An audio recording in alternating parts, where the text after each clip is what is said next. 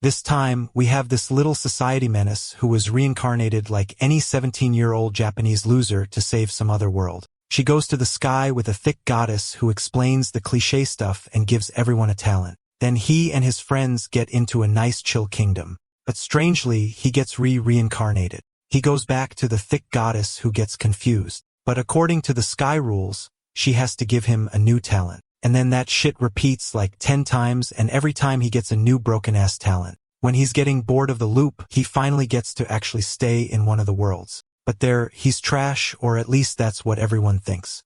Ro hid his talents up. I hide my Reddit history from my grok girlfriend. Thank you, alone. She's cute. This kingdom was a trucking trap. Everyone wanted to kill the heroes. His instructor was this thick blonde 2.0, and our boy Takafuji had to be very L with 4D chess moves to avoid getting caught and at the same time not be considered so trash to the point of being executed. Little spoiler, Takafuji's fight with thick blonde 2.0 was insanely epic. I'm done with spoilers. Let's get it. The girl with red eyes approaches and someone calls out the name Linori. She places her hand on his face and he seems confused, wondering who she is. Blood flies and she has killed the boy. That one lasted a long time. She drops the knife and falls into some kind of void. The boy wonders if he really got stabbed, why she was crying, and how she knew his name. Amidst these questions, suddenly, he wakes up back in the classroom reading a manga. To our protagonist's name is Takafuji Linori, 17 years old. He's confused, not knowing what that dream was, but he's in the same classroom as always. The days were the same, or at least they should have been. Suddenly, a magic circle surrounds the entire classroom, and a burst of purple energy explodes. Everyone covers their faces, and Takafuji then finds himself with his hand on the floor, not knowing what's happening. He is now next to his classmates, unable to understand how they ended up there. Obviously, everyone is screaming in panic, wanting to know where their classroom went. At that moment, an angel appears telling everyone to calm down.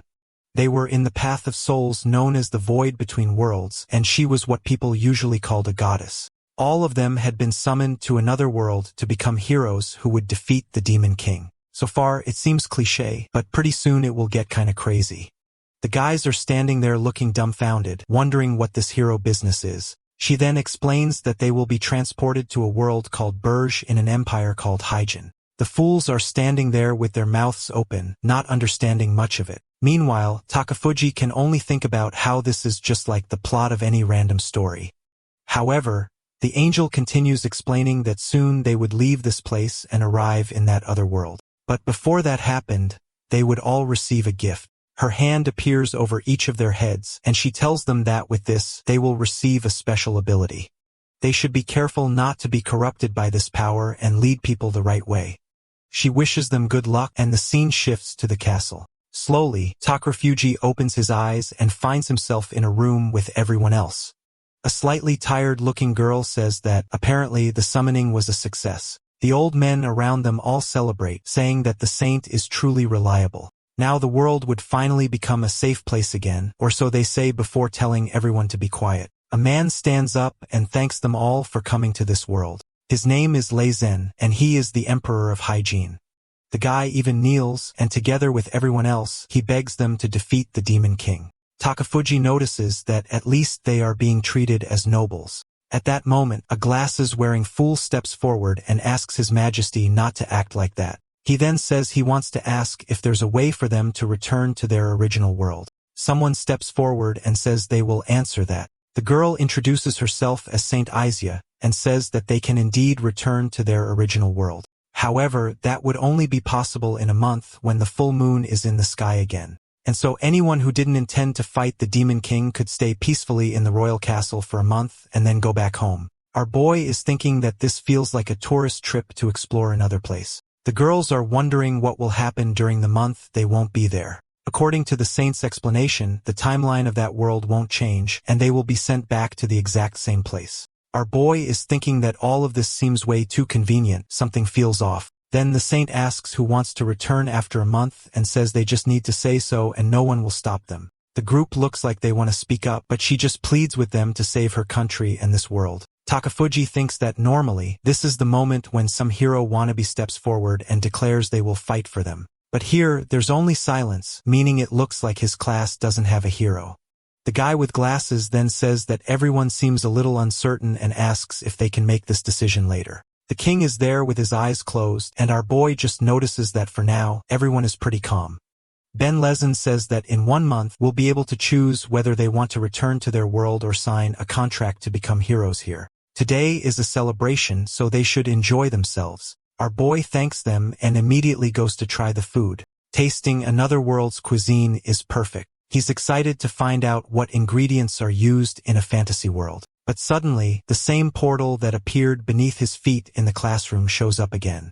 He assumes it must be the work of the Empire's mages, who have already mastered their magic to this extent. He's truly eager to experience everything in this fantasy world. But then someone calls out to him. They want to know why he is the only one with a circle beneath his feet. Before he can process what's happening, he finds himself back in the same place where he met the saint, the so-called Path of Souls. The blonde appears, introducing herself, but seems a little confused. He greets her, saying they've met again, but she asks if he wasn't just here a moment ago.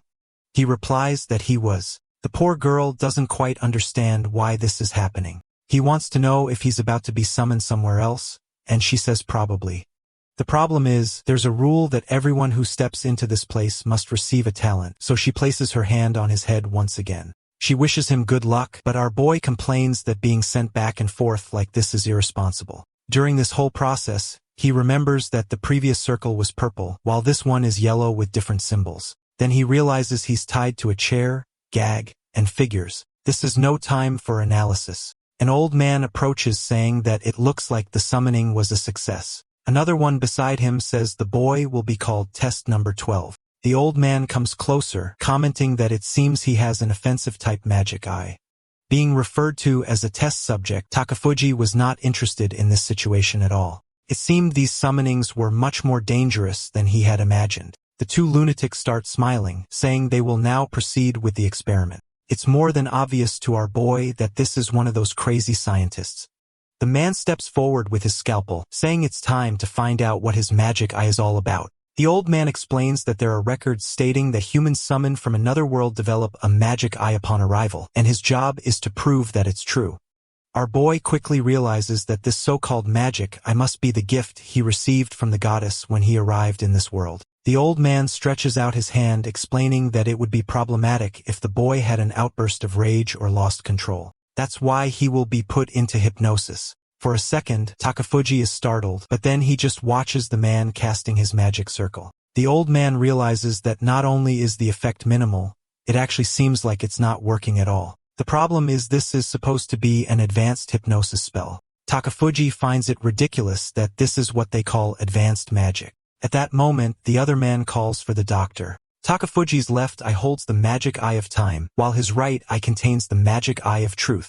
The man is shocked and celebrates, saying that possessing two eyes of such caliber is extremely rare. Immediately, they pull out their tools, saying they must begin testing right away because this is incredible. However, Takafuji knows that if they start surgery without hypnosis, it's nothing short of torture. He absolutely does not want that to happen and wonders if he can escape using his magic eye. Suddenly, a circle appears beneath his feet. The scientists look confused, but our boy and we already know exactly what's happening. He appears before the goddess, who's once again looking like a fool. She says this is the third time and asks if he likes her that much. Our boy just says it's inevitable. Then he questions whether she has any idea why this is happening. She doesn't really know what to say, admitting that this is the first time something like this has happened and she will have to investigate further. Takafuji realizes that by now, he has seen this woman so many times that he is casually chatting with a goddess. But before he can get any answers, he appears before a young noble girl. Enough praises her, saying it's incredible that she managed to summon a humanoid monster on her first try. However, our boy did not appreciate being called a monster. In this world, he was treated like a creature and almost forced into a subordination contract. But then the magic circle activated again. He reappears in front of the goddess, already smiling. She asked if he's not tired of all this. Our boy just wants to know why the summoning keeps happening over and over again. She then said she had an idea, but there was little time, so she would have to explain it briefly. She explained that the targets of a summoning must have a strong soul that is necessary to cross between worlds, and it seems that the boy had an extremely strong and rare soul.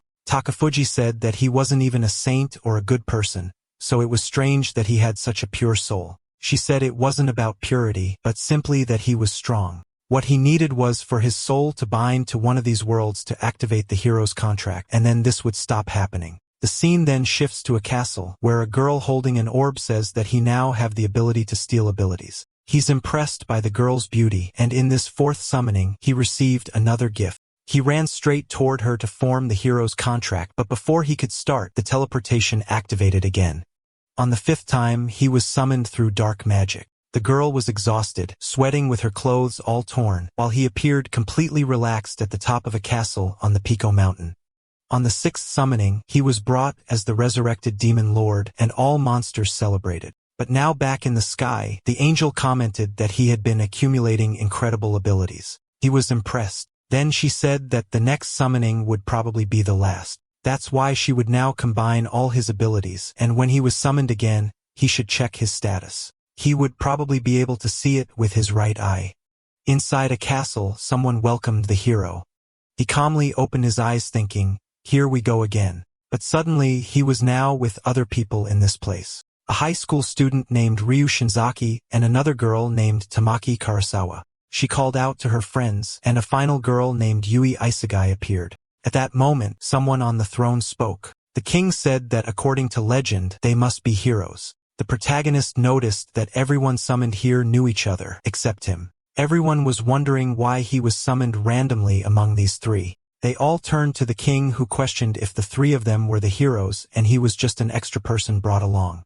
The other three confirmed, and the man said this was the first time he had heard of such a thing. Then another girl arrived, asking if they were the heroes from the other world. She introduced herself as the first princess and personally took credit for summoning them, saying you should be grateful. Our boy immediately realized that this one was one of those annoyingly self-important princesses. She then informed them that they were now in the kingdom of the rising sun, a place where not only humans existed, but also demi-humans and demons. Obviously, the demons were the enemies led by the demon king. They had their own nation and were invading all territories. That demon has really seemed dangerous. Be careful, young mortals. That was why all of humanity had joined forces to summon heroes. However, only women of royal blood could do it, and, of course, she was the chosen one. Each country was obligated to train the heroes they summoned to kill the demon king.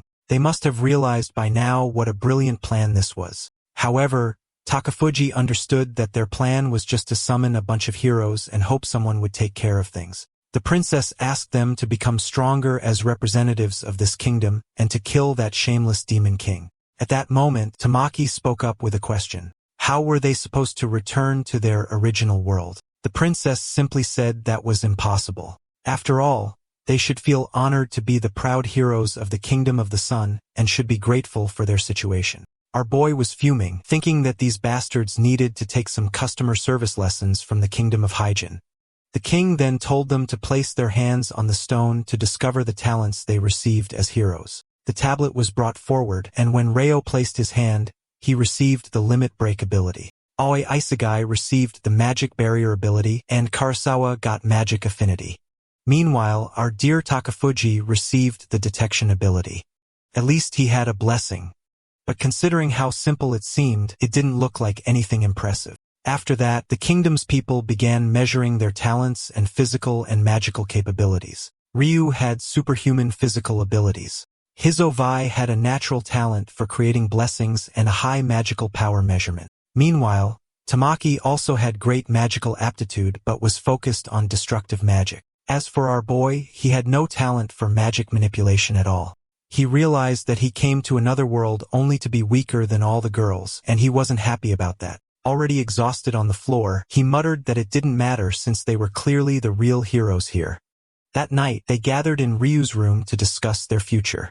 A boy looked around wondering why Ryu's room was so much bigger than his. Meanwhile, the two girls wanted to know why he was even there if he wasn't a real hero.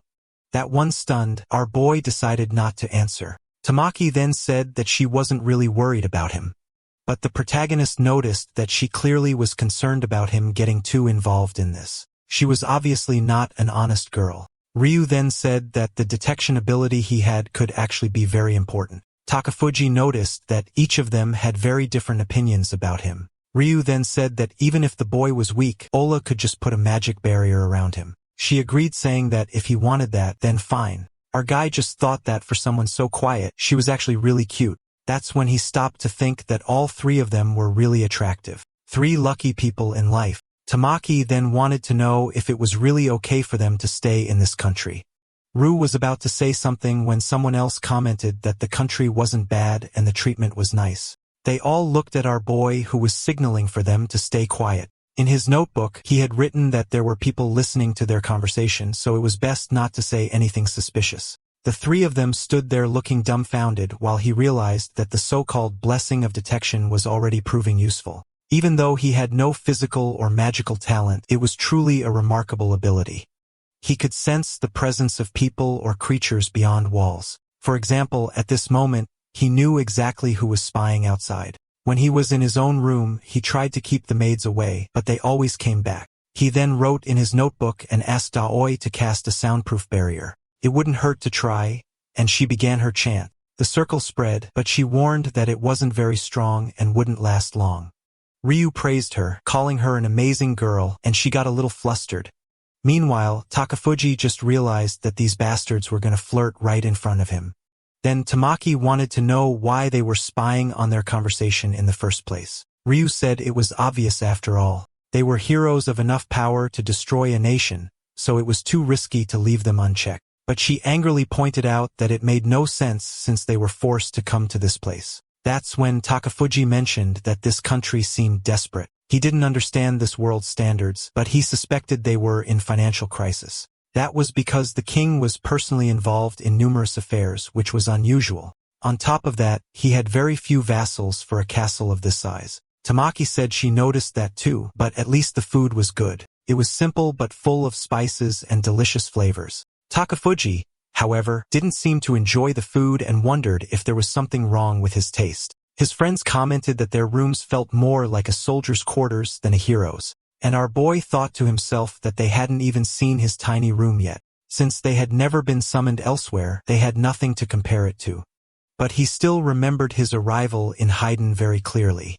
Then he told the 3 of them that they needed to consider an escape plan from this country since his detection ability let him avoid all surveillance. In the meantime, they also had to figure out how to return to their original world and get out of here. Since the 3 of them were considered this place's only hope, there was no way they were going to let their hope return to their world. Besides, even though the princess had said there was no way to go back, it seemed like a lie or something she was hiding. Ryu said he agreed with the boy. The problem was that they were still weak and didn't know enough. So for now, they needed to observe things for a while. Suddenly, Tamaki moved closer to our boy. She commented on his yellow eye and asked what that was. Our boy quickly covered his face, realizing he had forgotten about that detail.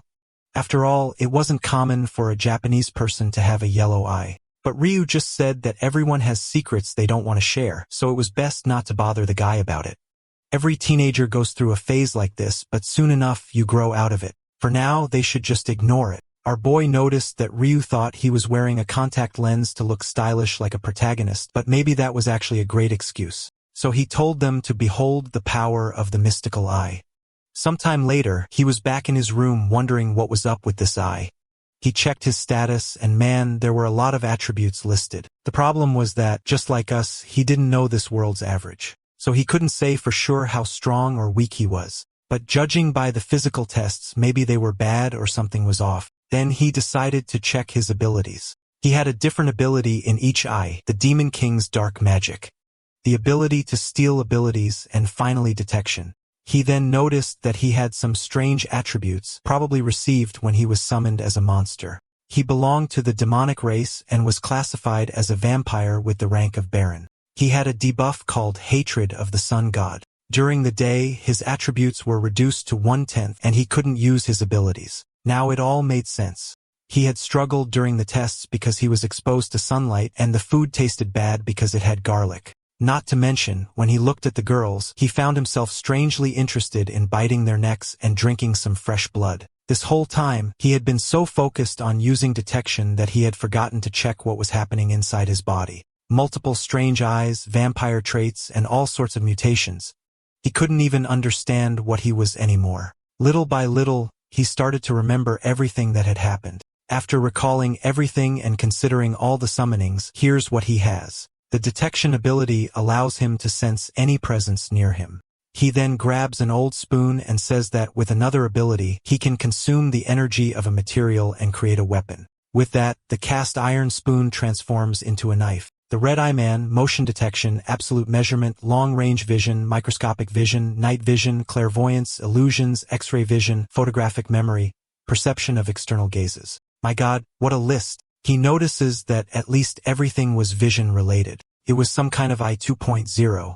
What he doesn't quite understand is the yellow eye. The description stated that magic circle seen by that eye could be transferred to his pupil and activated at will. He decides that later he'll have to take some time to study the magic of this world. The problem is that the list of abilities is long, and there are several he doesn't understand. At least the vampirism part isn't too complicated. If he drinks enough of someone's blood to kill them, they turn into a ghoul. If it's a virgin, they become a subordinate vampire if he drinks their blood. If not, the person just turns into a ghoul. Additionally, he can simply kill someone, give them a bit of his blood, and they will become his servant too. Two interesting parts are that if he drains all the blood, he can steal the person's memories and also their abilities.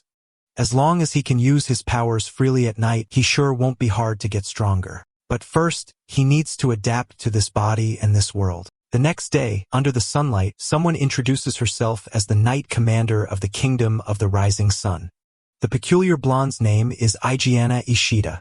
Our boy, who's just a little bit sexist, says it's amazing that there's a female knight and commander in this place. Maybe that's possible in fantasy worlds, or maybe it's related to their financial issues. Then the woman calls out to the two girls saying that they seem to have talent for magic, but they need to learn the basics of martial arts. Normally, they would start with strength training, but she thinks that won't be necessary. Our boy, however, isn't excited about this. Apparently, his stats aren't as impressive, considering that Ryu has 1,500 strength and everything above 1,000. Tamaki has more HP than him and 3,500 intuition, while Aoi has slightly less intuition, but a bit more in everything else. The stats of the three, from the moment they appeared, already surpassed the limits of a human in this world. Then Igiana tells them to choose what suits them best and later learn the basics of martial arts. However, the fool over there would be different. She warns that first they need to develop his physical strength. The problem is that the boy is doing push-ups under the sun, which is destroying his attributes. Not only is he weaker during the day, but he also gets severe headaches. Agiana says she will personally train him, so he better take it seriously. But the poor guy is already getting dizzy, and there's no way for him to escape this. Suddenly, the princess, who is annoying as hell, asks for permission to enter with her group. That's exactly what Takafuji is thinking too. However, she wasn't alone. There were other people beside her. Since the woman next to the princess stood close to her, she was probably someone of high status as well. She was a beautiful woman, but her expression was cold like a doll with a fake smile. Igiana greeted the princesses and asked what brought them there. Takafuji immediately stopped training and sat back completely relaxed, curious to see what would happen. The other girl just greeted them politely, while the annoying princess dramatically stated that she had put aside her commitments to come say hello, so everyone should be grateful. Our boy just laughed at her until the other woman stepped forward. She introduced herself as the second princess and said it was a pleasure to meet him. That afternoon, she wanted to have a conversation with him. The scene then shifted to a chamber in the castle. In front of a board, she explained that they would have lessons there, but he found it highly suspicious that he was getting a separate lesson. The other heroes were also having lessons, but with the first princess in a different room. The truth was all of this was because the first princess refused to teach someone who wasn't a hero.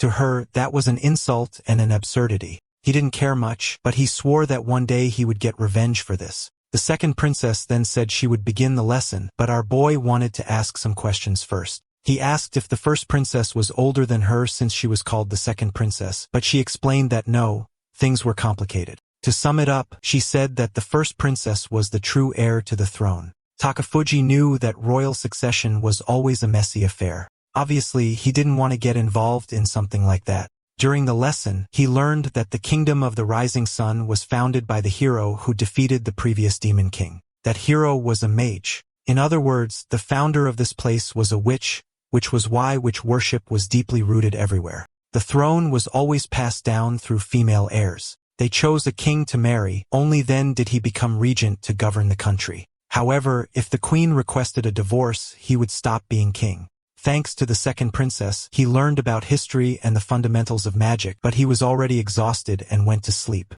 Later that night, he started studying magic since the next day would be a practical test. At least he managed to borrow a book from the second princess. He knew she definitely didn't like that he had fallen asleep during class and didn't like that he asked for a book either. But just like a doll, she simply smiled and said it was fine. Looking at the pentagram, he said it was time to test what he couldn't manage the night before. He then activated the true mystic eye and observed the circle. In theory, he should be able to record it in his retina to use whenever he wanted. The problem was that nothing was happening. He wasn't even sure if it was activating at all. He also tried with other magic circles, but as he expected, nothing happened. So far, everything had been a complete failure. Then he remembered he had the 2.0 eye, saw some paper nearby, and started drawing the circles. The vision in that eye was so good that he could perfectly recall every circle he had seen before coming to this world. In theory, that should have been impossible due to the old man's hypnosis. But the eye was completely different. He was able to draw the circles with ease. Staring at the paper, and energy radiated from his eye. It was something he had never felt before, so maybe he had finally activated this thing. Excited to test if it was working, he rang the little bell. A maid entered, asking if she had been summoned, and our boy explained that he needed a little favor. Before she could react, he activated his eye and successfully cast the old man's hypnosis spell. A second later, her eyes became unfocused. He ran his hand across her face and confirmed that the magic had worked. To test it further, he asked what color her underwear was, and she answered black. Not that he didn't already know.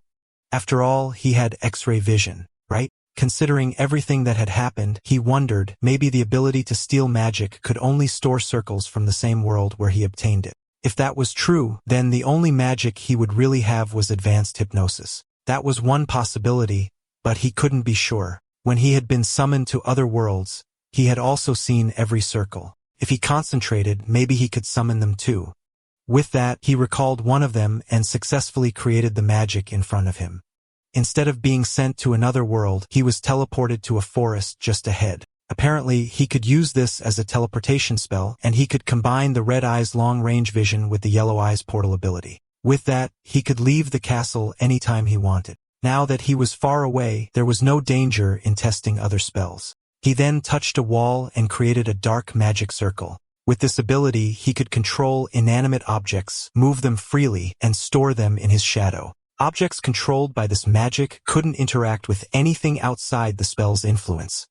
However, he can release the control, allowing normal interaction. While it was a useful spell, it also had inconvenient limitations. With dark magic, he could also use Shadow Step. The ability allowed him to enter one surface and exit from another nearby. Inside a thin tree, he found it strange. He felt like he was in a spacious area. He then decided to test the creation ability again. A rock began to dissolve, and he transformed it into a sword. He focused and started recalling every movement his eye had captured from the commander. With just one look, he memorized them and effortlessly executed the same cuts. Now that it was nighttime, he planned to practice as much as possible since he'd be exhausted by morning. After some time, he was completely drained but had the feeling that something had improved. Then a window popped up, stating that he had obtained swordsmanship level 1. With that, he learned how to unlock abilities. Now was time to figure out how to level up. Using his detection ability, he sensed something nearby. From the bushes, he saw some kind of monstrous rabbit carrying another creature in its mouth. It looked like a bird, but it had fur, which was strange. Using his identification skill, he found out it was a demon bird, Keko. The problem was that, judging by its stats, the damn thing was actually quite strong. Then he remembered hearing some people in the castle talk about how this creature's feathers were used for various things, which made him wonder how such weak people were hunting these things. As he walked through the forest, he found other creatures that seemed weaker. However, the lowest attribute among them was 600, and some even surpassed his own. Clearly, this was a high-level monster forest, which was a problem. With his current stats, he could win in a one-on-one fight. The problem was that the chance of multiple enemies appearing was high. Meanwhile, back at the castle, the incredibly beautiful Gianna was walking through the halls and calling for her highness. She told the second princess that the area was secure, but even so, she shouldn't be wandering alone at night. However, the princess then said she wanted to have a conversation with her. She asked if it was true that artifacts weren't being used in Takafuji's training. The commander replied that none of the heroes were using artifacts yet. The girl pressed the issue, asking why and pointing out that sooner or later they would have to use them. The woman glanced to the side and then said that artifacts increase strength, but these heroes were not ready yet. Without physical and mental strength, it could become too dependent on them. That's why, for now, the best approach was to monitor them and prepare them gradually. The girl lowered her gaze, then smiled, saying that she really should never have questioned the strongest human. The commander remained silent for a second before saying that her smile had lost its former shine. The second princess turned and said she hadn't even noticed that. Gianna then wanted to know her opinion on the first princess, to which she responded that she knew the girl was talented, dedicated, and an ambitious woman.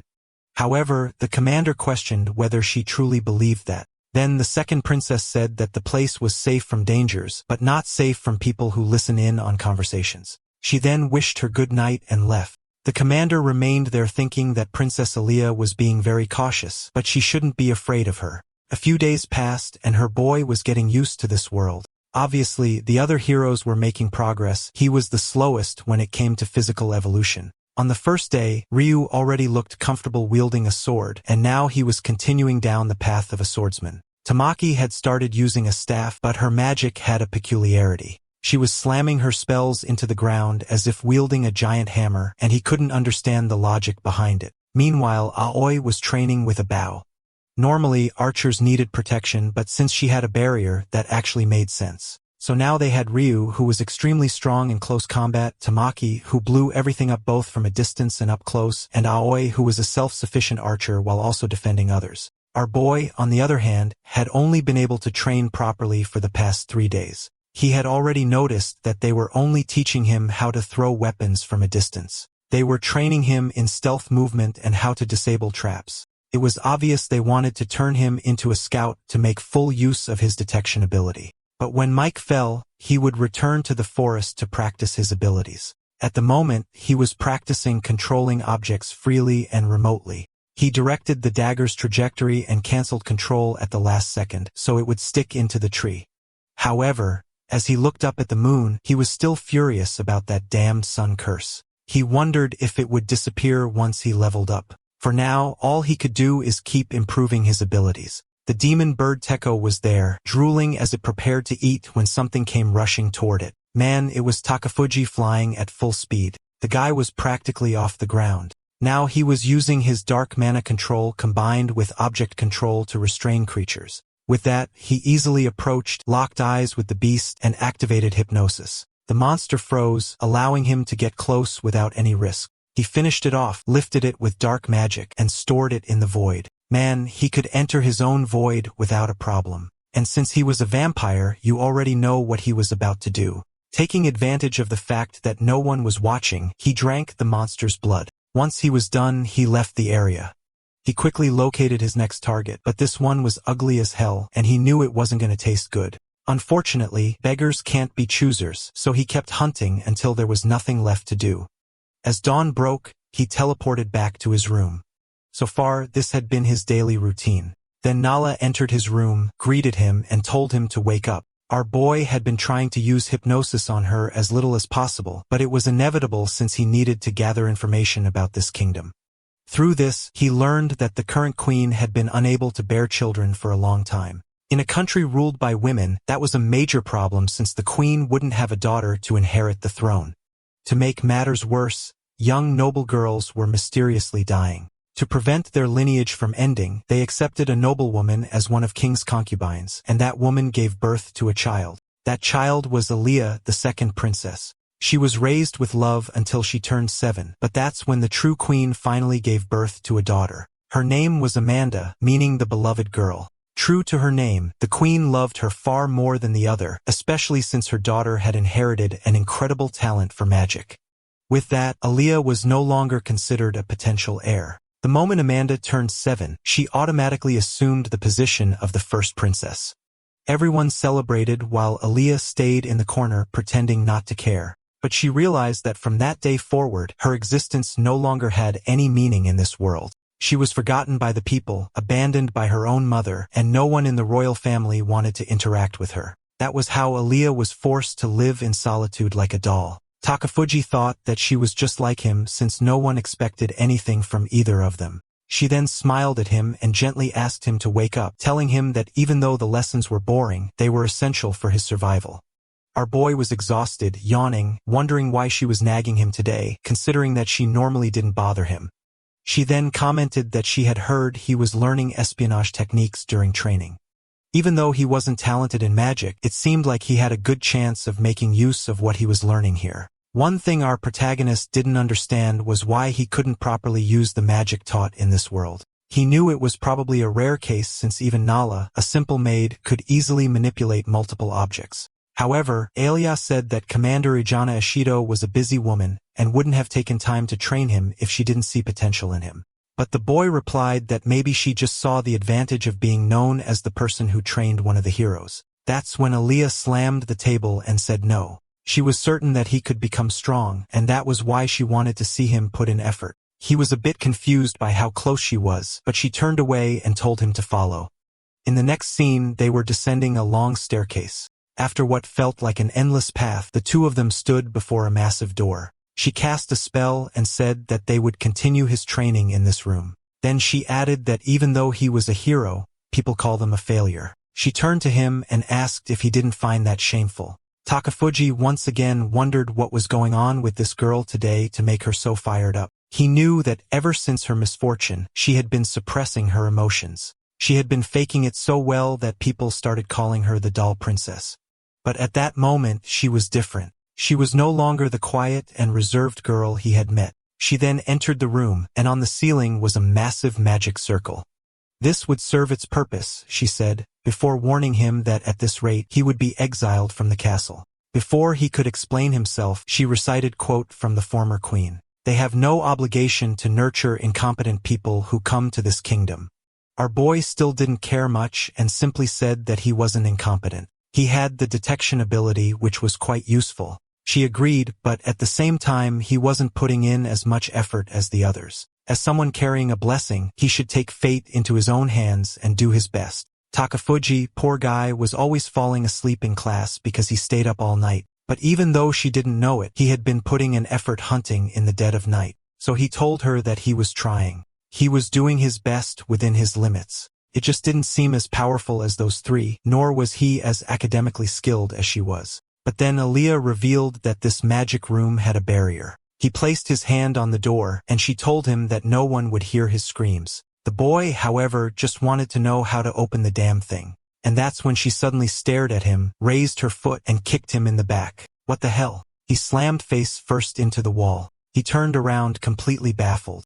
And she told him that he was in a much better position than she was, and he refused to give his best. He needed to understand that if he were expelled from this castle, the creatures outside would kill him instantly. That's why he had to work hard to survive, even if it meant embarrassing himself. Our boy didn't care much about the kick. He seemed to enjoy getting beaten by women. That much was clear. In fact, he was impressed by her, realizing that the doll princess was no longer in that room. Then she shouted at him to take control of his own life. Suddenly, the guy started laughing, bursting into a full-blown fit. He even said that she really was a beautiful girl. He had truly underestimated her and never expected her to be such a strong person. That's when she asked if he was mocking her. But he answered that he wasn't, since he was actually one of the 4 people most concerned about his own safety among the heroes. She realized he wasn't joking and admitted that maybe she had been underestimating him instead. As soon as he activated his aura, she noted that strangely, he seemed much stronger just a moment ago. He simply thanked her for telling him the truth and said that since he was close to being exposed, he needed to come up with a plan. The truth was that for now, he still wanted to stay there and gather as much information as possible. The next day on the training grounds, he thought about showing the true strength of his blessing just to avoid being expelled. The problem was that they still wouldn't be entering any dungeons, and in the sunlight, he was completely weak. Once training wrapped up, our boy decided the best course of action was to talk to the commander. He called her over for a chat, hoping to convince the queen not to expel him.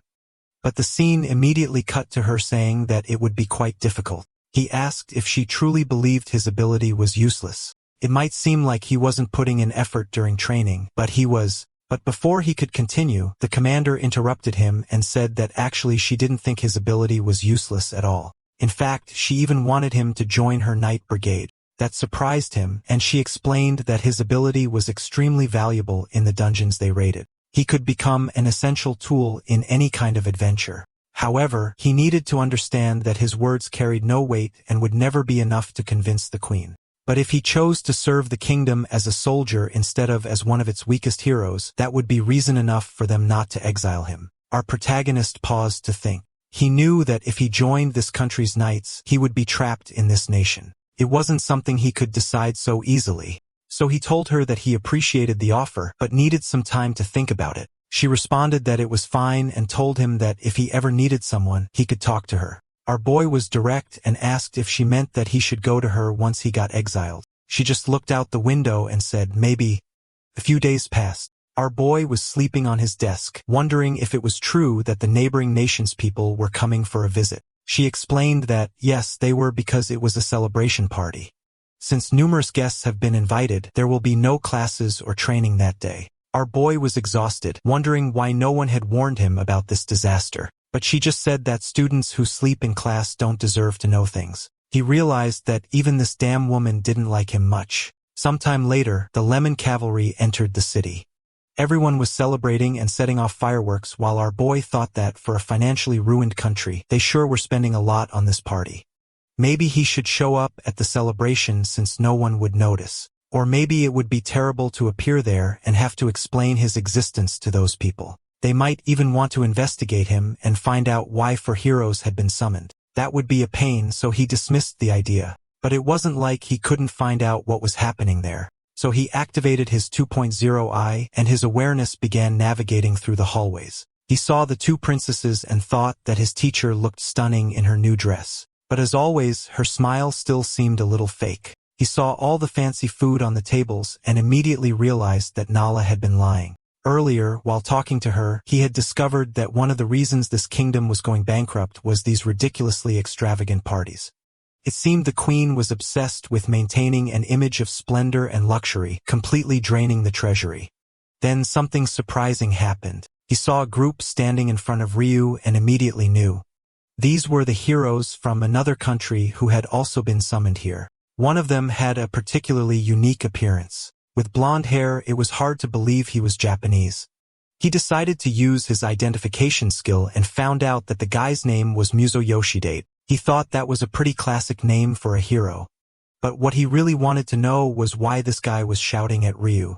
He read his lips to find out what he was saying. And the blonde guy was shouting Takafuji's name, demanding that they bring him immediately because he was challenging him to a duel. Damn.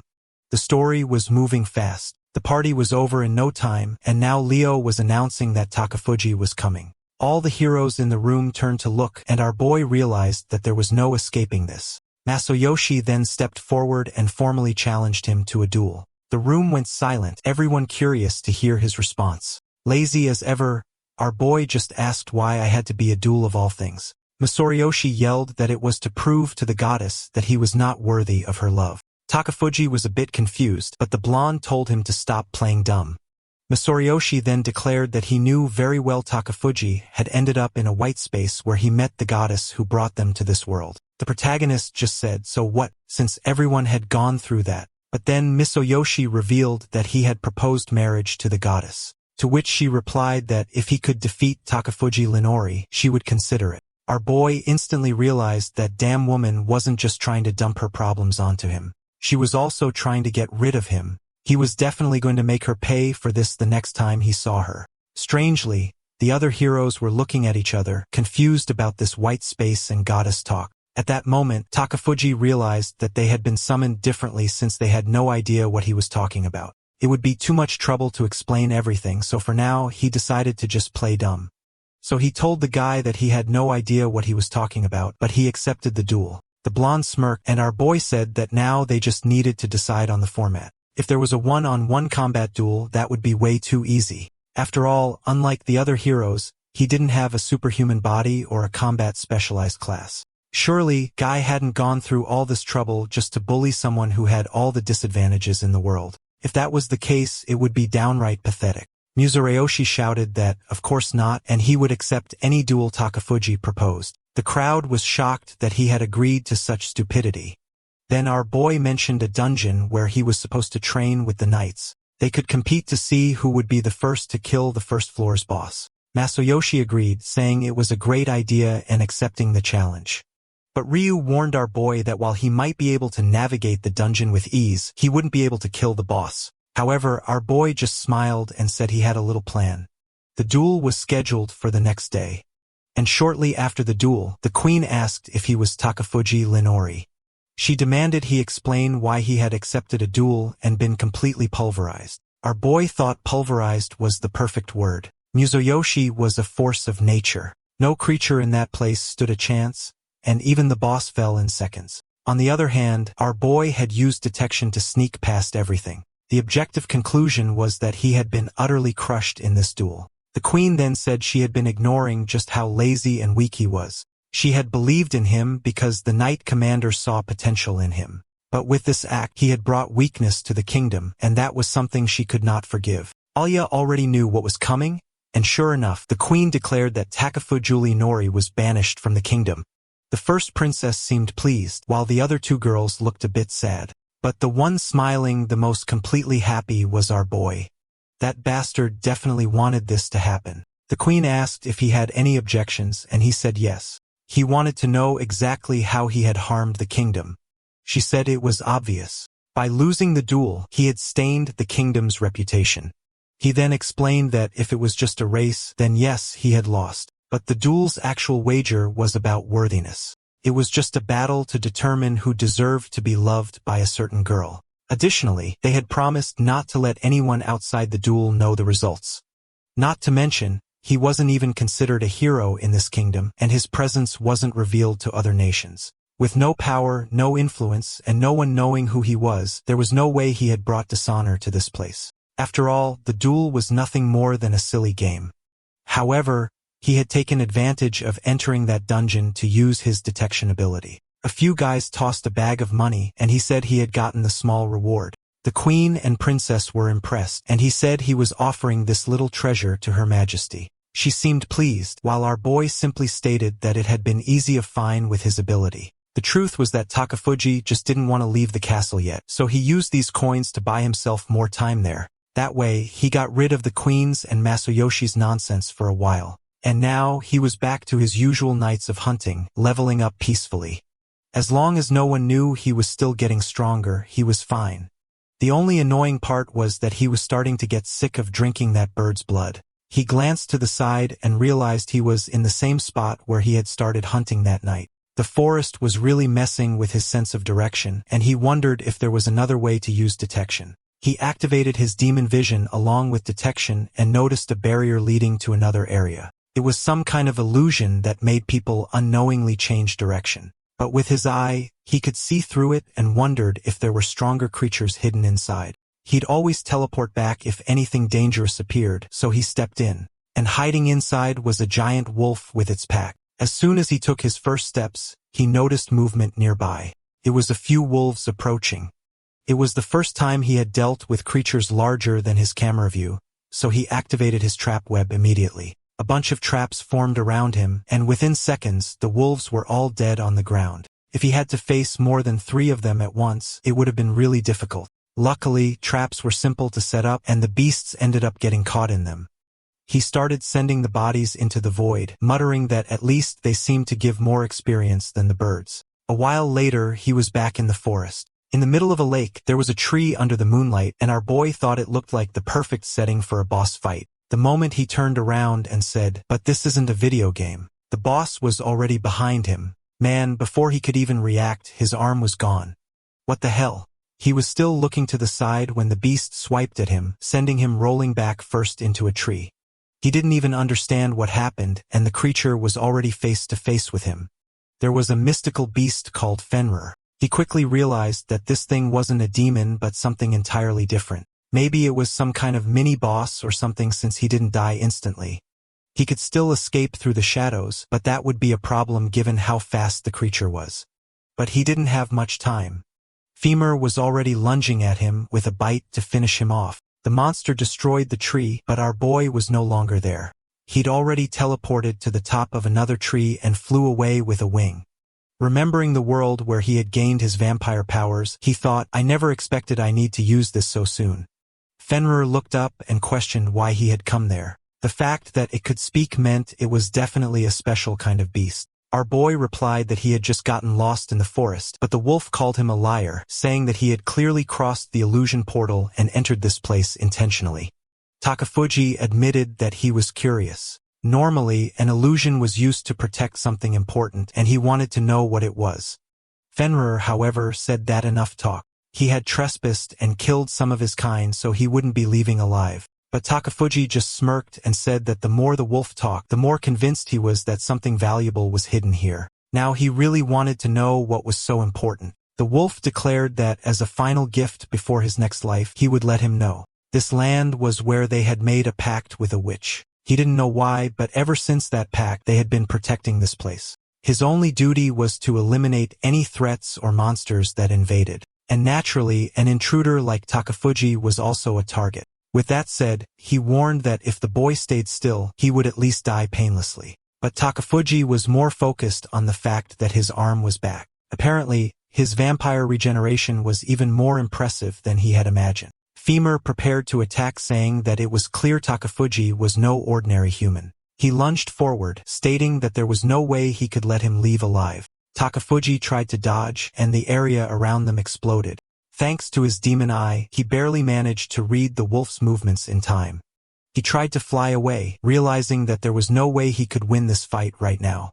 His plan was to gain some distance by flying, then drop to the ground and teleport out. But mid-fall, the creature launched a barrage of ice attacks. Takafuji raised his arms to protect himself, but the attack struck a tree instead, slicing it clean in half. The wolf turned his head toward him for just a second, then in an instant was already lunging for another bite. Another explosion of force, and he barely escaped to the side. The monster was so fast that he had zero chance of using hypnosis, and it was becoming impossible to find an escape route. He saw a waterfall ahead and wondered how the hell he was going to get out of this. The wolf was coming from above, sending another ice attack while preparing to bite. Our boy braced himself, but this time his wings were completely shredded. Fatima grinned, then came in for the final attack. But Takafuji grinned back, activated his ability on the ground, and sent up a barrage of spikes. Fenrer barely managed to dodge to the side, avoiding being impaled. Takafuji had been storing leftover tree trunks in the other dimension in case something like this happened. The problem was that the situation hadn't exactly gotten easier because of it. As Fenrer locked eyes with him, Takafuji tried to find an opening to use teleportation. He wanted to use hypnosis to distract the beast for just a second. So he began casting dark magic again, muttering that he have to buy some time. He pulled out a few daggers, and the wolf prepared to counter. Takafuji knew he had to create at least one opening. He expanded his aura while the wolf wondered what the boy was up to. The protagonist knew that the creature was overwhelmingly strong. He had nearly gotten his back torn apart by a bite. At the last second, he pulled out more knives and hurled them toward Fenrir's head. The wolf thought it was a pointless move. Such a poorly planned attack wouldn't work on him. He swung his tail, sending out another ice barrage, but our boy blocked with his knives. At least thanks to his regeneration, as long as he protected his head and legs, he could keep moving and stay alive. Meanwhile, Fenrer was starting to be impressed by how persistent this kid was. Our boy then activated a black thread trap. The surrounding trees had already been marked, and the wolf was caught in the bindings. For the first time, Fenrer seemed to be immobilized. Takafuji smirked for a second, but within moments, all the trees shattered. The wolf simply stated that something like that wouldn't even leave a scratch. Stunned and terrified, Takafuji went back to trying to escape, realizing that he had only one option left. As he dodged more ice attacks and the wolf lunged in for another bite, he prayed that this would work. He kicked off a tree, launching himself skyward with the Parker move. The wolf assumed he was trying to flee by flying. What an idiot. He sent out another tail attack, declaring that the boy had just made himself an easy target. But as he had been moving, Takafuji had been laying out threads using his other eye, and now the entire area he had traveled through had turned into a teleportation circle. He activated it, saying, "Now there's no way you can escape." The wolf realized the boy had vanished from above and wondered where he had gone. But Takafuji was already on Fenrer's back, whispering, "The plan worked. Time to say goodbye, buddy." With that, he stabbed the wolf straight in the eye. The beast howled in agony as Takafuji casually remarked that getting beaten up was kind of his style. But the mystical creature started thrashing its tail, obliterating everything around it. One of the attacks nearly hit our boy. But now that the beast was blind, dodging was much easier. At first, he thought he had only taken out one eye. But no, the kid had been quick. He had slashed both. The monster was completely blind. But the way it had stopped moving made Takafuji realize something. It was trying to locate him by scent, and the bloodthirsty aura radiating from the creature was terrifying. Once again it lunged for a bite, but our boy simply said, "Yeah, I think it's time to go." Its attacks had slowed, teleporting away was now easy. The wolf was left behind, wondering where the hell that bastard had gone. After a few teleport jumps, Takafuji collapsed into his bed, completely exhausted. After all that suffering, all he had managed to do was slightly injure the creature. But next time he would win. From that day forward, he began infiltrating the castle's equipment storage, gathering high-quality materials and metals, just in case another emergency like that ever happened again. During the fight, Takafujian managed to steal some of Fenrer's fur. The material had crystallization and hardening properties. As soon as he applied a bit of dark magic, it immediately solidified. That explained why every time the monster attacked, there was an energy surge in its strikes. If this was a material that reacted to being touched by humans, he wondered what would happen if he crafted a weapon with it. He ended up creating a type of thread called Glickner. These were indestructible strands no matter how much force was applied to them. And when infused with magic, they hardened and crystallized. For him, this was perfect. Not even Fenrer himself would be able to break it. He then had an idea and modified the thread to form a glove. A black glove that had the same dark hardening and crystallization as the threads. Since Fenrer had attacked him so many times, he had gathered a good amount of material, giving him another interesting idea. The next day, our boy was suited up in a full custom outfit, complete with boots and a suit. Now it was revenge time. A yellow explosion lit up the forest, startling Fenrer. Takafuji appeared with a casual, "Hey, it's been a day since we last saw each other." Fenrer was furious. This damn bastard had actually dared to set foot in his land again. The monster was still blind, and Takafuji commented on how beautiful his eyes were. The creature immediately lashed out, telling him to shut up. Our boy was impressed. Even blind, Fenrer was still that accurate. The wolf then warned that no one had ever stepped into this land twice and left alive. Takafuji noted that between its rage and the pain of losing its eyes, the creature was a real stubborn bastard. His fur was incredible, so obviously, he needed to kill it and take more. Fenrer kept attacking until Takafuji touched a tree. From inside it, several black wolves emerged. The bees had no idea what was happening as it was bitten from all sides. Takafuji casually remarked that by scent alone, Fenrer should already know what they were. He was being bitten by the corpses of his own kind. The monster roared in fury, demanding to know how Takafuji dared to do something like this. But our boy simply replied that they seemed useful, so he made them his subordinates. Fenrer thrashed, shaking everything off, sending a few wolves flying, and one of the attacks almost hit Takafuji. The protagonist's attack hadn't been effective, but it had bought him some time. Even so, the wolf managed to swipe at him with a powerful paw strike. He barely teleported away mid-attack as the wolves surrounded the trees. As soon as he stopped behind a tree to catch his breath, Fenrer was already lunging for another strike, but another teleport saved him. The monster was getting pissed at this constant evasion while Takafuji was now appearing above him. The boss prepared to pounce, ready for the kill. And that's when Takafuji grinned and said, "At no point was I ever trying to escape." The creature leaped forward, only to slam into invisible threads, instantly getting caught. Fenrer couldn't believe it even with his sense of smell. He hadn't detected anything. As Takafuji hovered above, the wolf demanded to know what the hell that bastard had done. And our boy explained, "These threads were made from your own fur. That's why you couldn't detect them. It smelled the same as you." Since the moment he had arrived, every attack he had received, every wolf he had sent out, it had all been a distraction. While the monster was busy, he had been weaving the trap the entire time. Now that Fenrer was immobilized, there was nothing he could do. Takafuji bid him farewell and activated the thread's compression. The lines tightened, pulling the beast to the ground. The watching wolves stared in silence.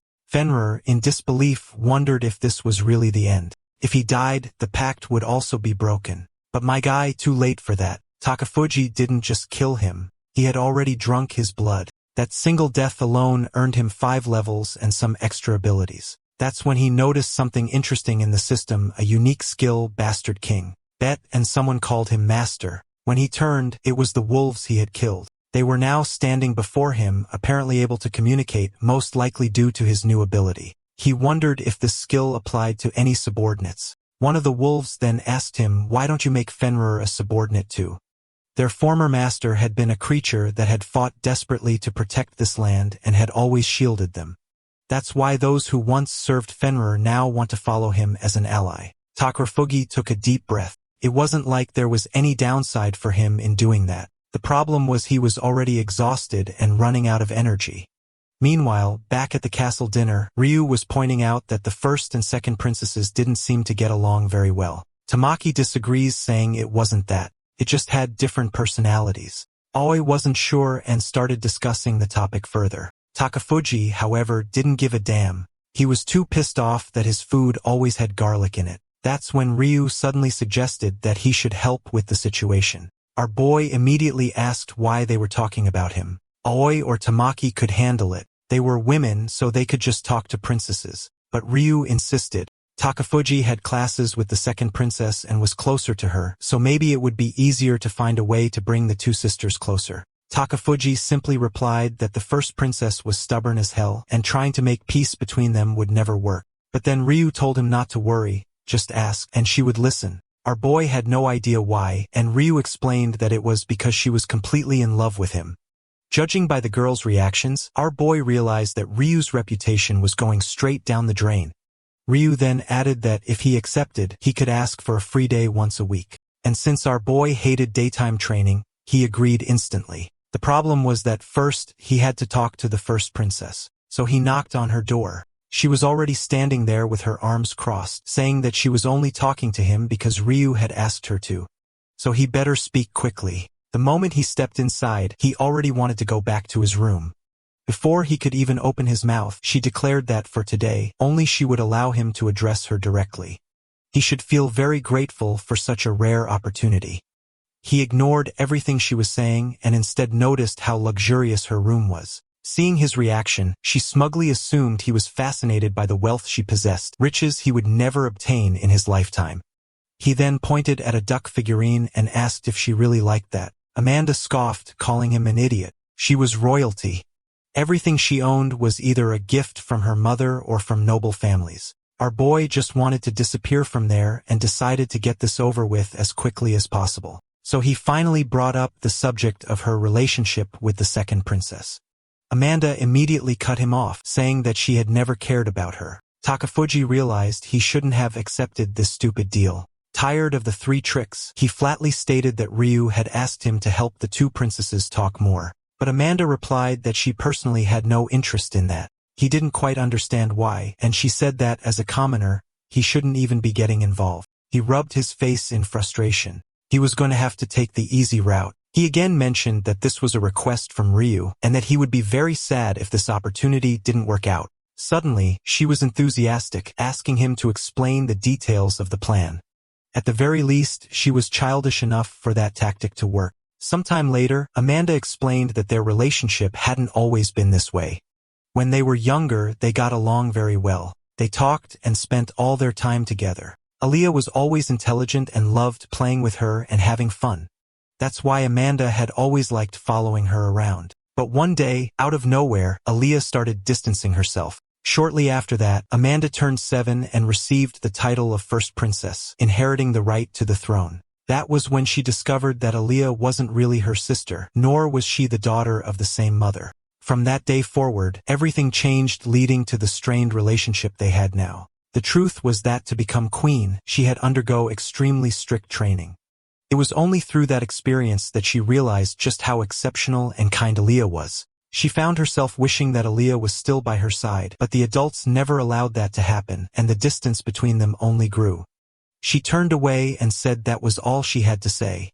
Takafuji at least understood now. All of her arrogance came from how the adults had raised her. Just like her room, it had nothing that truly reflected her. Everything she owned, and even her personality to some extent, had been shaped by others. Acting superior was just the only way she could express even a little individuality.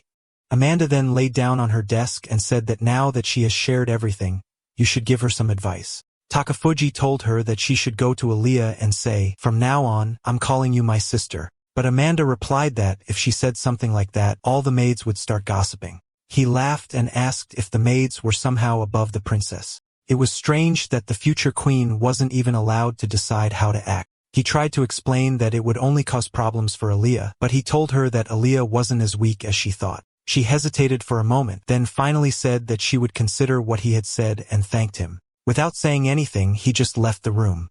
Sometime later, he told everything to Nala. The maid listened but didn't seem too excited about it. Still, she said she would deliver the message. Our boy knew that this was the best way to get the message across since Nala was also close to the second princess. The next morning, Nala came to him saying she had something to tell him about the second princess. He asked what it was, and she said that Aaliyah had sent word that today they would have a special training session. Poor Takafuji already knew that meant trouble was coming. In the middle of a busy street, there he was, following the two princesses around. He wondered why they had to come all the way here just for a lesson. Aaliyah explained that getting accustomed to the streets and atmosphere of the city was an important part of social studies. That was why he would be accompanying her to a shop. He asked what they were going to buy. She suggested that they should take a look at some accessories. Already inside the store, he wondered why a princess was personally shopping for something like this. She was completely engrossed and then asked him which one he thought looked better. Not caring much, he just said both looked nice. That's when Aaliyah told him to focus the gift wasn't even for her. He was confused, so Nala explained that it was a present for the first princess's birthday. After delivering his message, Aaliyah had replied that tomorrow they would go out together to buy a present for her newfound sister. He said he understood, but wanted to know why they cared about his opinion. Elio said that since he had entered her room and talked for a long time, maybe he knew more about Amanda's taste than she did. However, she explained that her room only had gifts and nothing she had chosen herself, so anything would do. The second princess asked if that meant gifts were useless, but he explained that a gift's value came from who gave it. That was why he believed that whatever she chose would already be enough. Nala thought the boy was being kind, but he was just giving the fastest answers to get home and sleep as soon as possible. Still, the second princess was happy and immediately went to buy the gift. The maid praised our boy, saying that thanks to him they had this idea. And seeing Aaliyah smile, she added that it was really nice to see her happy again. Aaliyah turned around asking what they were talking about, and Nala quickly covered it up. 5 days passed. At the very least, he had been invited to the first princess's birthday party. The place was filled with ridiculously expensive food and high-status guests. Everyone stood around looking like fools, badly drawn as he put it, while our boy observed everything with his demon eye. As usual, he was listening in on conversations with Aaliyah and wondering where the second princess was. Then he spotted her hiding behind a pillar. She seemed nervous about approaching her younger sister. Considering Amanda was talking with Ryu, it was understandable that getting involved in that conversation would be difficult. He decided to play dumb and give her a hand. So he suddenly appeared beside Aaliyah, making her jump and ask what he was doing there. Takafuji replied that last time she had kicked him, so she shouldn't feel bad about it. He asked for all that courage from before had gone, then shoved her forward. She stumbled straight into Amanda. The nobles all looked on in confusion while our boy just hoped this wouldn't turn into a disaster. She had already gone this far, and now she just had the hand over the gift. Aaliyah took a deep breath and presented the present to Amanda. Amanda hesitated for a second, then opened the box and took a look inside. She then said she wanted to wear it immediately, and Aaliyah helped her put it in her hair. She turned to ask how she looked, and Aaliyah said it suited her very well. Amanda smiled, and the party continued as usual. Then Amanda said she wanted another present. She wanted Aaliyah to start calling her big sister. Aaliyah was caught off guard and suddenly found herself remembering their time together as children. She then said that she would be happy too. Amanda was surprised, and they hugged in an emotional moment. Meanwhile, Takafuji just stood there thinking that at least this problem had been solved. Strangely, the king and queen also seemed happy about it, which made him think these girls have been dragging this out for no reason. Ryu told our boy that it had really been a great idea to have him handle this, to which our boy replied that he had worked hard to make it happen, so he better get a good reward. Ryu said, okay. He would try to find something worthwhile, but looking at the two princesses, he was genuinely happy that it had worked out. Take Fuji, on the other hand, just thought that this guy really always acted like a perfect hero. He then said goodbye, stating that he was going to get some fresh air. When he stepped outside, Aaliyah approached him and thanked him. Our boy just told her not to worry.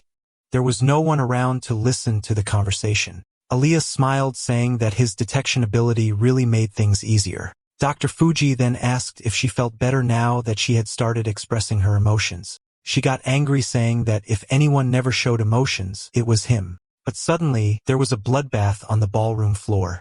Everyone was in shock, and our boy realized that after this, Aaliyah would never be called the doll princess again. A scream echoed through the hall, and both of them turned toward it. Aaliyah was about to run, but he blocked her path and told her to stay put. There was a head flying through the air, and the king and queen were dead. What the hell happened here? A man shouted, ordering the corrupt to stay silent. He declared that the former rulers have been recklessly spending the kingdom's finances without concern for the people. The king, who had done nothing to stop the queen, also deserved to die. That was why he, a man named Vitare, who possessed royal blood, would now assume the throne. And the person called Aegina would be the new queen. Man, it was the commander who had been training our boy this whole time.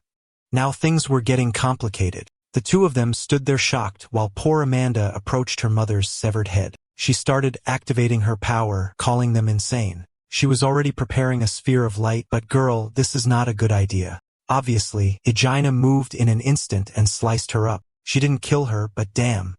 I actually felt bad for the girl, but at least she looked cool as soon as that useless piece of trash hit the floor. She writhed in pain, and the brute she had just received rolled across the ground. The heroes were in shock, and Aegina told Ryu not to move. If he attacked in any way, his death wouldn't be peaceful. That's when Vitare shouted, saying that they were merely children and pawns of the witches. They had betrayed the witches' will by making the foolish decision to summon heroes. That was a grave sin, one that could only be forgiven through death. Man, while poor Amanda was crying out for her sister, Aegina slashed her down. What the hell, girl? This commander was a real plot twist. Everything flipped. The one I hated, I now liked. The one I liked, I now hated. Aaliyah was about to do something, but the protagonist knew it was stupid. She was about to scream for her sister, but he immediately covered her mouth, telling her that getting caught would be the dumbest move possible. A rebellion was the last thing he had expected. Then Vitara ordered the citizens and soldiers to send these fools who stood against the witches to meet them. A noble tried to say something, but man got slashed in the back before he could finish. The bastard even smiled at the sky, declaring that now, he had finally purified the entire royal family.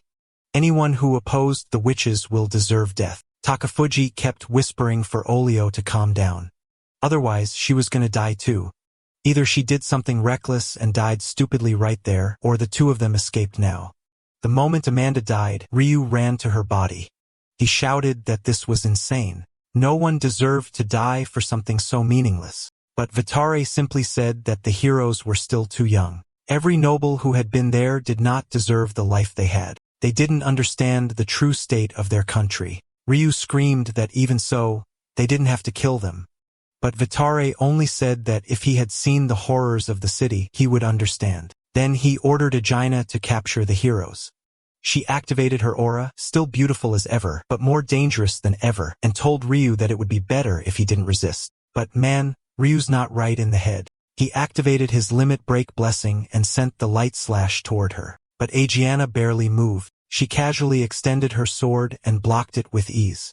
She even complimented him, saying that both his power and judgment weren't bad. Once again, Ryu lunged forward, unleashing a storm of slashes. But the way Aegina calmly handled everything, it was clear the boy had zero chance. His attacks were ripping apart the hall while Aoi held up a barrier, locking an onslaught of swords. Tamaki said that they needed to get Ryu out of there and escape immediately. The problem was that they were completely surrounded by soldiers. This wouldn't be easy to resolve. Aegina remained calm while Ryu was already exhausted.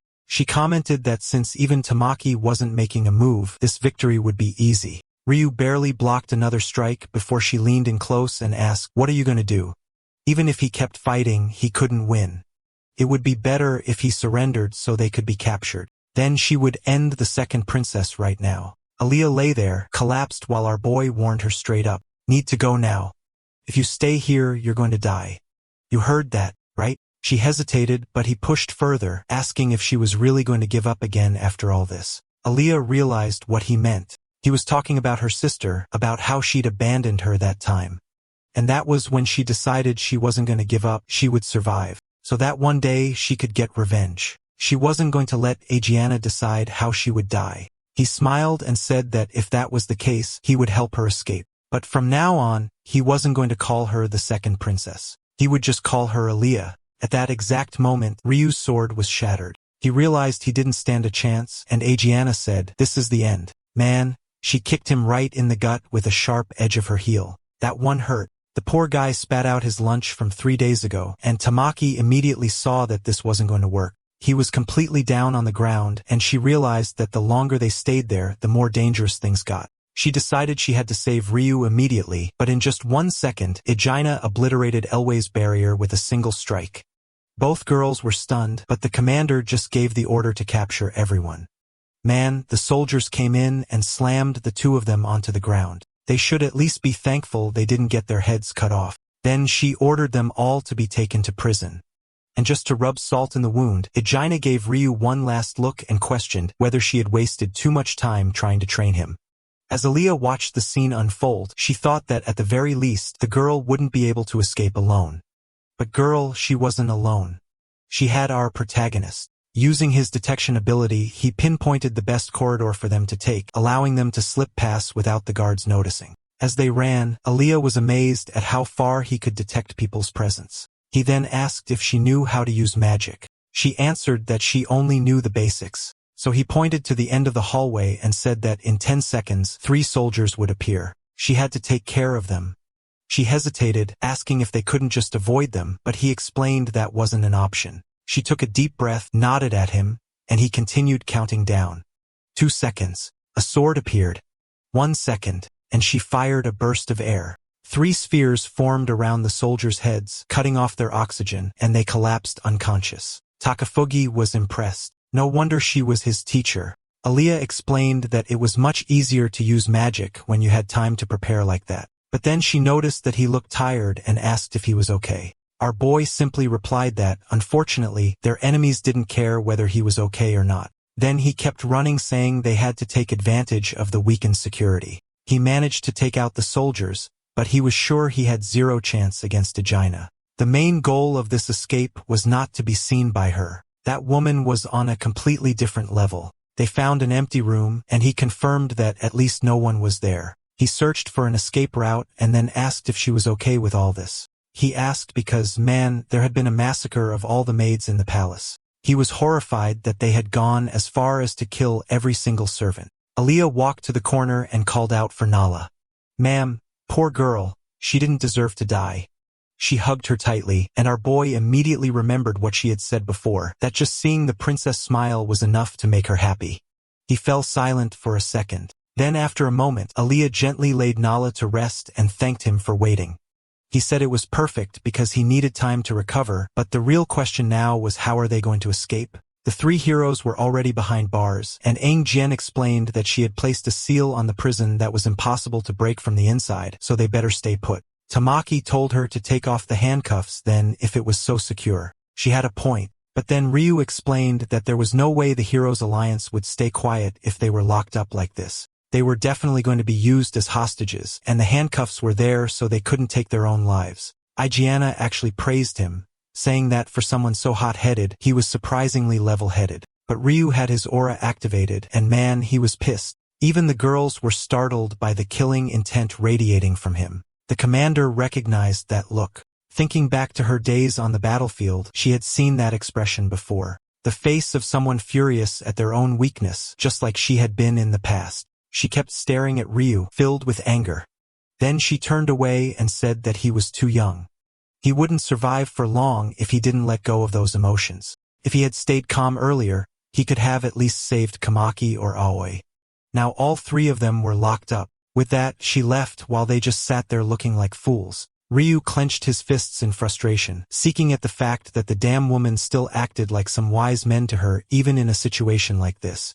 Walking up the stairs, Gianna was in disbelief that they still hadn't been found. Was escaping even better than she had expected. Takafuji pauses to think, but eventually says it's worth a try. He asks if the rest of the royal family knew about this. Of course, she says they did. That escape route for royalty.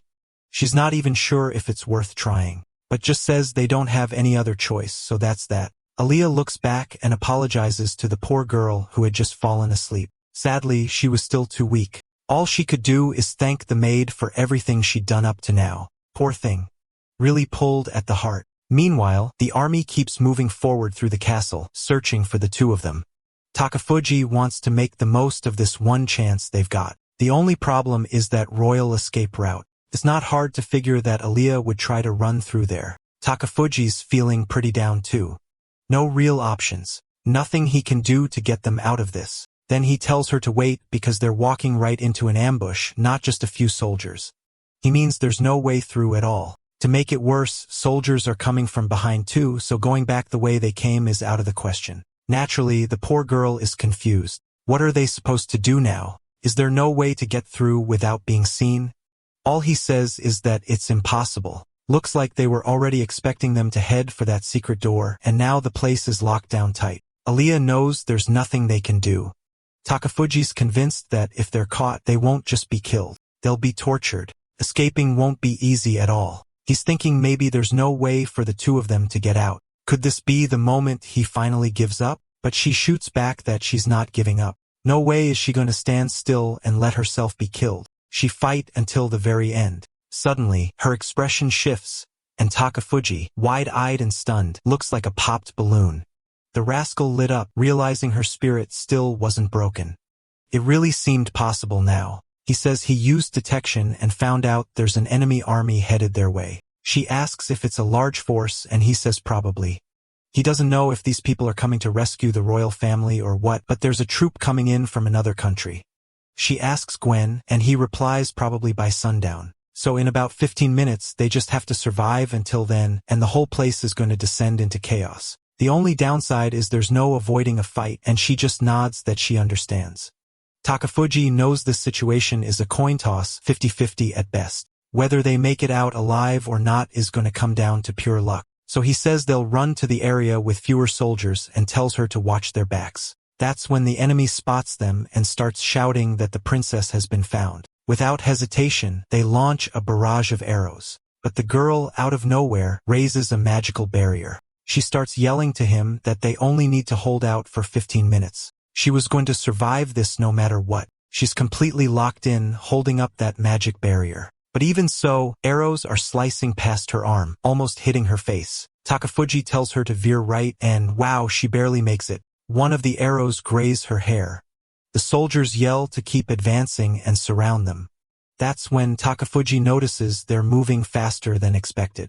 He uses his 3D vision and senses a group closing in from the left. He warns her, and she gets another barrier up quick. The enemies hesitate, stop for a second, but not for long. That shield only held for about 10 seconds. Takafuji's impressed they haven't been sliced up yet. She's exhausted, poor thing, but they keep moving through the halls.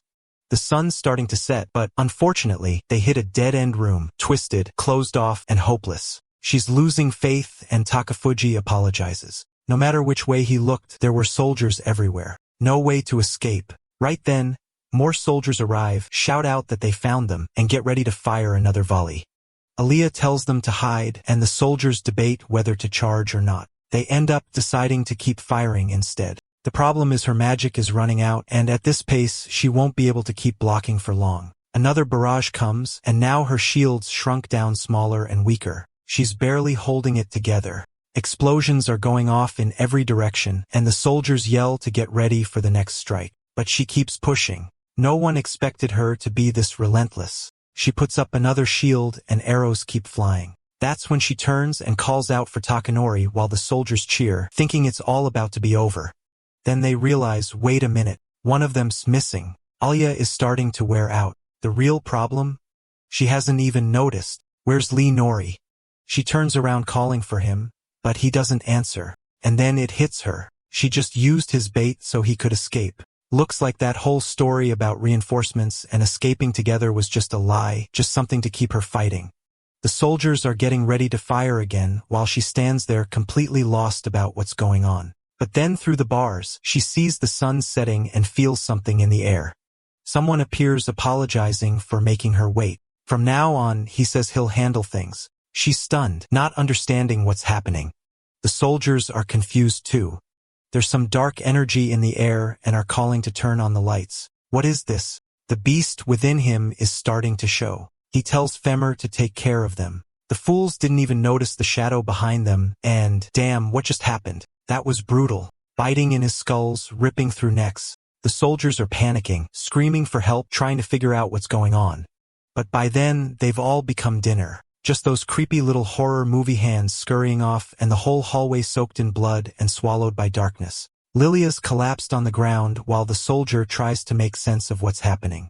They're calling out for the lieutenant while Takafuji stands there with a smirk. The guy's still freaking out and our boy calmly warns him. No matter how much you scream, no one's coming and no one's going to hear you. The guy jumps and spins around asking where Takafuji Lin or came from, but our guy just calls out to Fenrer and asks if he's done yet. Right then, Fenrer appears behind the soldier saying only this one's left, but honestly they were all too weak. The soldier loses it, slamming back against the wall, begging for help. And Takafuji just says, I saw you kill plenty of people. Seems fair that you die as payment, don't you think? Not a very complicated logic, but it's fair. He's just standing there cool as ever. The guy stammers, are you Takafuji? And all he gets in response is, who knows? Then the wolf sinks its teeth in. Another one down. Man, that hero of ours. She really held on, didn't she? She's lying a pool of blood now too. She calls out for him, saying she's using what little magic she has left to try to stop the bleeding. But wow, our guy is ice cold. He says it's a good call, but goodbye. She's lost too much blood. There's no way she's making it out alive. Then she asks if he's had this power the whole time, and he just tells her not to look at it like that. Yes, he has this power, but he can only use it when the moon is out. That whole reinforcement story obviously fake. He could have survived alone, but he said it just to give her a little hope. Looking at her now, he remembers those eyes full of vengeance and determination. Even in that state, she still hadn't given up. And if that was the case, maybe he wanted to see what she was capable of. Wait, what? Out of nowhere, he asks, are you a virgin? She wants to know how he knows that. Okay, now I'm kinda scared about what he's offering. He tells her there's a way for her to survive, but she had to become his servant, his subordinate. By accepting death as a human, she could keep living as something beyond human. The choice was hers. I'm just concerned about the beginning of that offer. As weird as it sounds, she's lying in a pool of blood. She remembers Amanda and the maid and realizes she doesn't have a choice. Even if she had to sell her soul to a demon, she wanted to live. The devilish one says it was a great answer. He grabs her by the neck and says, just like she said, he's much closer to being a demon than a god. Then he bites. Blood starts flowing through her body. He places her down gently and tells the creatures nearby to keep watch. Their job now was to protect this woman until she wakes up. Meanwhile, back with the king, some soldiers arrive reporting that the second princess is surrounded. He says he understands and tells them to proceed with the mission. A great nation was about to rise, and this was no time for hesitation. The king was eager to put an end to the hunger spreading through the country and rescue the abandoned orphans. Sounds a little too noble to be true. I seriously doubt it, but then he says he also feels guilty for having done nothing before, and I don't know what to make of him anymore. He knows it's been a long journey to get there. It was tough finding comrades who shared his ideals, but it was finally time to rebuild the nation. Except no, it wasn't. Takafuji already launched an attack and blood went flying. The soldiers freeze in shock and look who's back. Agiana, the fierce blonde, is here again. She knew something shady was going on. Yeah. The king's already been sliced up like a cartoon steak. Our guy holds up that basketball-sized thing in his hand and declares that with this, their plan had failed. There was no reason to keep fighting. So now what? More soldiers charge in yelling that they're going to kill. But right then, he summoned his blade saying he actually prefers this option. Since everyone went this far, they might as well keep killing each other until no one's left standing. Boom. Take that to the chest. Fools. Our guy thanks them, saying if they manage to hold out until the end, that'll make him even happier. Meanwhile, some girls are running for the castle, asking each other if they heard that screams, people in agony. It was coming from the room where the king was, so they better hurry. When they arrive, who's there? Our guy just standing in squad mode, hands in his pockets. He looks up and says he remembers very clearly. These were Igiana's top knights, the Valkyrie squad. One of them calls out to Takafuji, wanting to know if he was the one who did all this. He looks back and asks if he said yes. Alright, that's the end of the story. Thanks for watching. See you in the next one.